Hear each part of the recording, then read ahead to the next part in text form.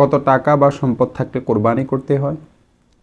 প্রাপ্তবয়স্ক সুস্থ মস্তিষ্ক সম্পন্ন প্রত্যেক মুসলমান নর নারী মুকিম ব্যক্তি যার মালিকানায় 10 জিলহজ সুবে সাদিক থেকে 12 জিলহজ সূর্যাস্ত পর্যন্ত সময়ের মধ্যে প্রয়োজনের অতিরিক্ত নেশাব পরিমাণ সম্পদ থাকবে তার উপর কোরবানি করা ওয়াজিব হবে।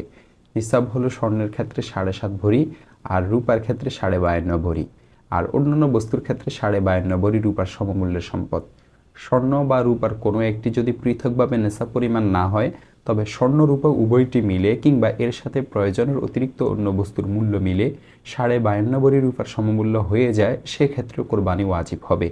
স্বর্ণ রূপার অলংকার, নগদ অর্থ, যে জমি বাৎসরিক খোরাকির জন্য প্রয়োজন হয় না এবং প্রয়োজনের অতিরিক্ত আসবাবপত্র, এ সবই কোরবানির নেশাবের ক্ষেত্রে হিসাবযোগ্য।